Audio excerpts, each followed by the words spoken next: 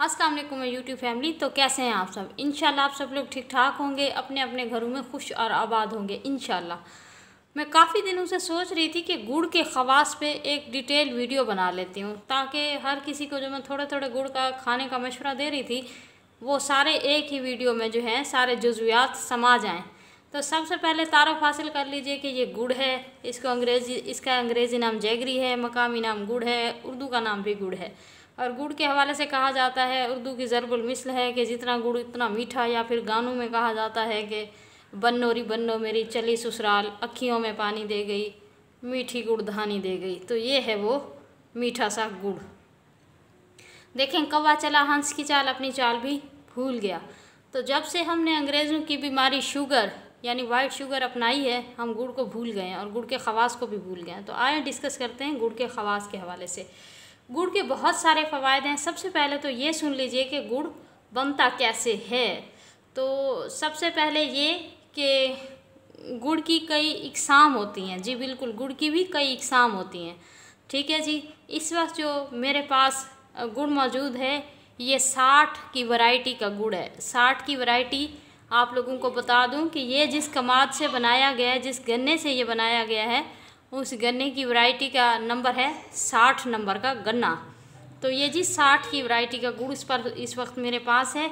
गहरा रंग है, भुरभुरा सा है। अगर हम इसे तोड़ें तो ये 60 की नस्ल का गुड़ है, 60 कमाद की वैरायटी का गुड़ है। इसके अलावा जो सबसे अच्छा गुड़ है वो 88 नंबर की वैरायटी मानी जाती है। 88 नंबर कमाद का, 88 की फसल जो लगाई जाती है।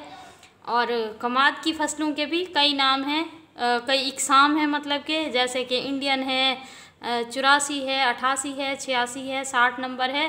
तो जिस तरह से गुड़ ये गन्नों की इकसाम है, वैसे वैसे गुड़ का जायका और टेक्सचर बनता है। साथ ही साथ अमल दखल होता है कि किस तरह की ज़मीन में कमाद को, गन्ने की फसल को लगाया गया। अगर वहाँ पे थोर है यानी नमकीन है, ज़मीन नम रहती है, तो उसका गुड़ का जायका भी मोस्टली खारा होता है। ये हो गई कुछ गन्ने की फसल की मालूमात। सेकंड स्टेप क्या है जी? पहले स्टेप में गन्ने की फसल को नवंबर में फसलों से छील कर कटाई करके पहुंचाया जाता है जहां गुड़ बनाया जाता है। तो जहां गुड़ बनाया जाता है उस मकाम को कहा जाता है जी बेलना मशीन। ठीक है जी। जो लोग नहीं जानते ये उनके लिए मालूमात हैं, जो जानते हैं वो एंजॉय करें।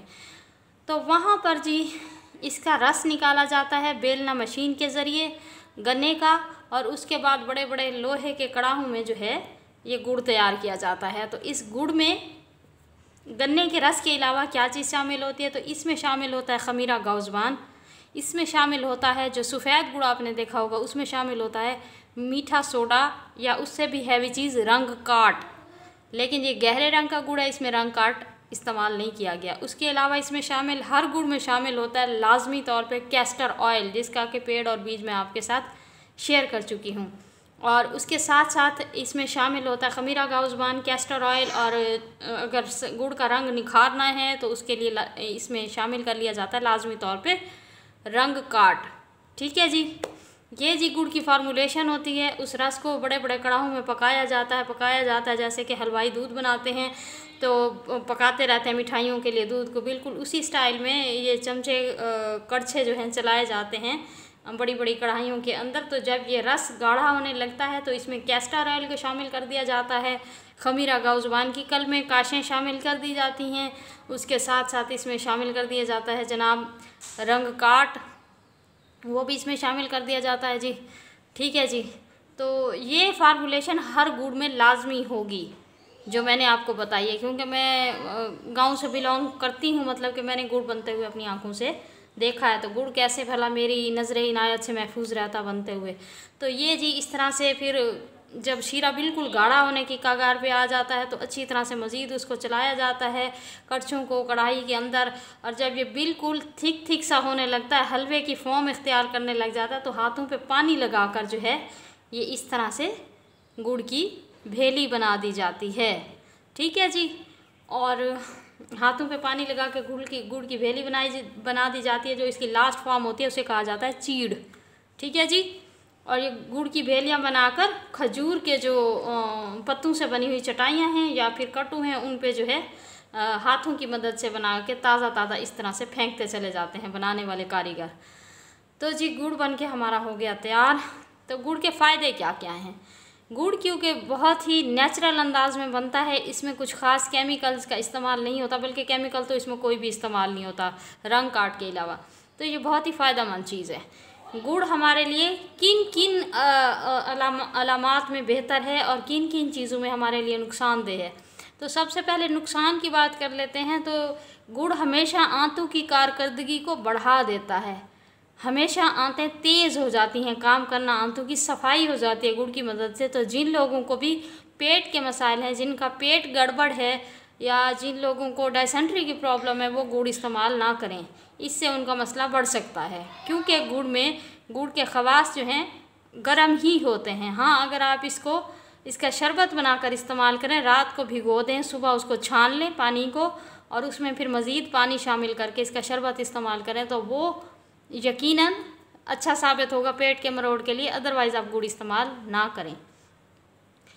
ये हो गया नुकसान गुड़ का। इस सूरत हाल में गुड़ इस्तेमाल करना जो है मना है पेट के मसाइल की सूरत में। ठीक है जी, मतलब जब पेट में कुछ गड़बड़ सी चल रही हो। और इसके फ़ायदे क्या हैं? फ़ायदे इसके बेशुमार फ़ायदे हैं। फ़ायदे गिनने बैठे तो सुबह से शाम हो जाए। मैं तो कहती हूँ 101 बीमारी का इलाज है ये गुड़। फ़ायदे, सबसे बड़ा फ़ायदा तो ये है कि इससे हर मीठा बन सकता है। मैं मीठे की शौकीन हूँ, बिलखसूस गुड़ के मीठे की। इससे बड़ा फ़ायदा और क्या होगा।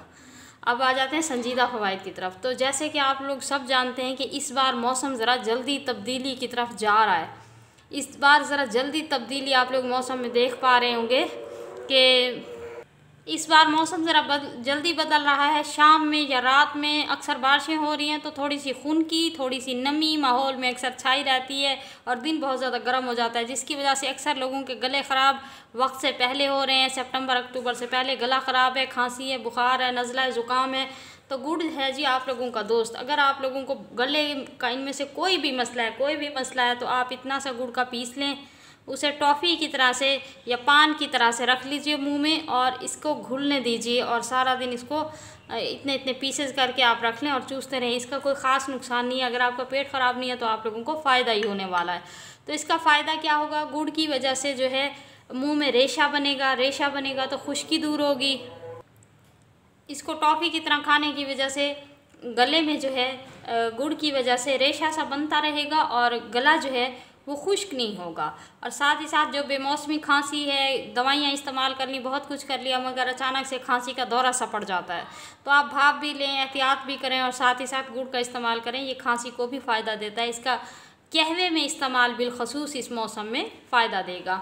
उसके साथ ही साथ जिन लोगों को कॉन्स्टिपेशन, कब्ज़ रहती है बहुत ज़्यादा, जिन लोगों को खाना हज़म नहीं होता, बदहज़मी रहती है, कब्ज़ की शिकायत रहती है, तो मैंने पहले भी कहा कि गुड़ आंतों की कारकर्दगी को बढ़ा देता है। वो ज़रूर गुड़ का इस्तेमाल करें खाने के बाद।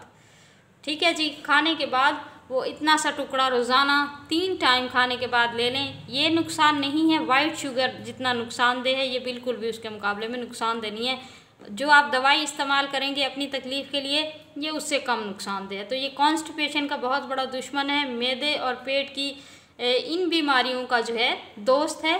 ये हमारे बिल्कुल जो इंटरनल हमारा बॉडी का निज़ाम है उसे बिल्कुल नीट एंड क्लीन कर देता है और हमें अंदर से भी हेल्थी रखता है।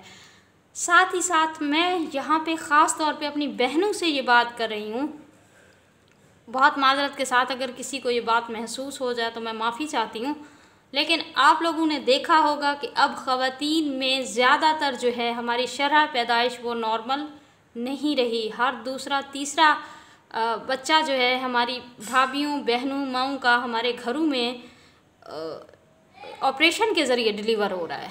सी सेक्शंस बहुत ज़्यादा हो रहे हैं क्योंकि हम वाइट शुगर बहुत इस्तेमाल करते हैं, कॉन्स्टिपेशन वाली चीज़ें बहुत इस्तेमाल करते हैं, क्योंकि अब आंतें हेल्थी नहीं रही, अंदरूनी निज़ाम सेहतमंद नहीं रहा।